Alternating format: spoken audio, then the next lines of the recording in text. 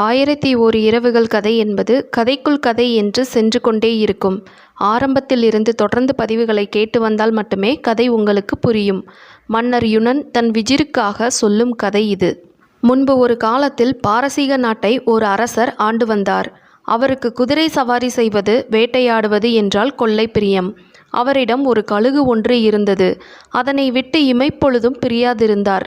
வேட்டையாடும் சமயத்தில் கழுகையும் உடன் அழைத்துச் செல்வார். அந்த கழுகின் கழுத்தில் ஒரு தங்கக் கிண்ணம் மாட்டப்பட்டிருந்தது.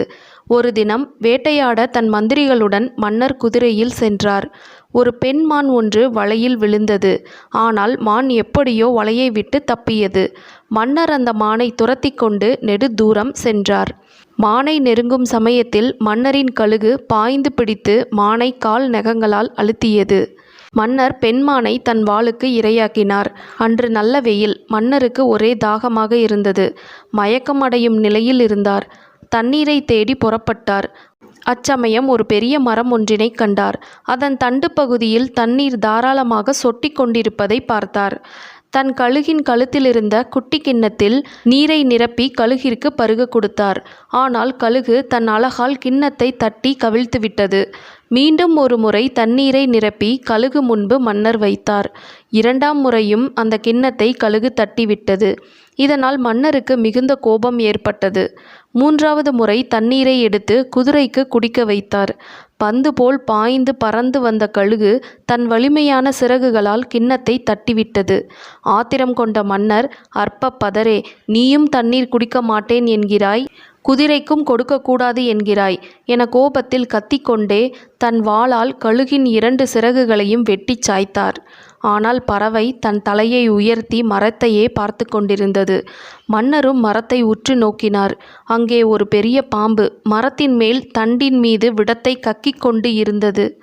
இதை பார்த்த மன்னர் அதிர்ச்சியடைந்தார். தன் செயலுக்காக மன்னர் மிகவும் வருந்தினார்.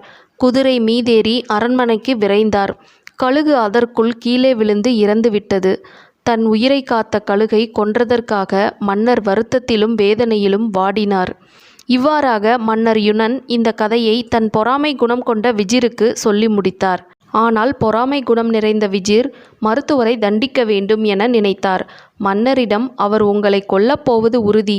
தன் கையில் கொண்டு வந்த கருவியால் அவர் உங்களை குணப்படுத்தினார். ஏன் மற்றொரு கருவியால் உங்களை கொல்ல திட்டம் தீட்டலாமல்லவா என்று கூறி மன்னரின் மனதை மாற்றினார். அந்த மருத்துவன் ஒரு உளவாளியாக என்னை கொல்லக்கூட அரசவைக்கு வந்திருக்கக்கூடும் என மன்னரும் நினைக்க ஆரம்பித்தார். உடனே அவனை அழைத்து வந்து தலையை கொய்து விடுங்கள் என்று மன்னருக்கு விஜிர் ஆலோசனை வழங்கினார். மன்னரும் மருத்துவர் டுபனை அழைத்து வர ஆள் அனுப்பினார். மன்னர் தன்னை அழைத்து வரச் சொன்னதன் பொருள் அறியாது சந்தோஷத்தில் மருத்துவர் ஓடோடி வந்தார். உம்மை கொல்லவே அழைத்து வரச் சொன்னேன் என்று மன்னர் கோபத்தில் கூறினார். இதை கேட்ட மருத்துவர் தலையில் இடி விழுந்ததைப் போல் அதிர்ச்சியடைந்தார். ஏன் என்னை கொல்ல வேண்டும்? நான் என்ன தவறு செய்தேன் என மருத்துவர் கேட்டார். நீங்கள் ஒரு உளவாளியாக என்னை கொல்லவே இங்கு வந்துள்ளீர்கள் என்பதை அறிந்து கொண்டேன். இதற்கு மரண தண்டனையே சரியானது என மன்னர் கூறினார். எவ்வளவு சொல்லியும் மன்னர் மருத்துவருக்கு செவிசாய்க்கவில்லை. வேறு வழியில்லாமல் மரண தண்டனையை ஒப்புக்கொண்டார் மருத்துவர் டுபன். ஒரு நிபந்தனை, 1 நாள் அவகாசம் வேண்டும். நான் உங்களுக்காக ஒரு நினைவு பரிசை வழங்க விரும்புகிறேன். எனது மருத்துவ நூல் உங்களது நாட்டின் நோய்களை போக்கி ஆரோக்கியத்தை வழங்கும் என்றார். மன்னரும் ஒப்புக்கொண்டார். நீங்கள் என் தலையை கொய்து பின்னர் அந்த புத்தகத்தை படித்து பாருங்கள். என் தலை பேசும். நீங்கள் கேட்கும் கேள்விகளுக்கு பதில் சொல்லும் என்று மருத்துவர் டுபன் கூறினார். இதை கேட்டு ஆச்சரியமடைந்த மன்னர் உடனடியாக மருத்துவரை பாதுகாப்போடு அவரது வீட்டுக்கு அனுப்பி வைத்தார். மறுநாள் காலை மருத்துவர் புத்தகத்துடன் அரண்மனைக்கு வந்தார். மன்னரின் உத்தரவுப்படி மரண தண்டனை நிறைவேற்றப்பட்டது. பிறகு மன்னர் புத்தகத்தை எடுத்து படிக்கத் தொடங்கினார்.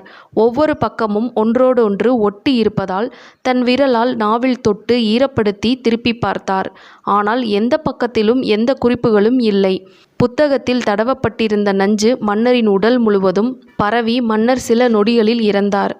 இவ்வாறு நன்றி கெட்ட ஜீனியிடம் மாட்டிக்கொண்ட மீனவன் கதையை சொல்லி முடித்தான்.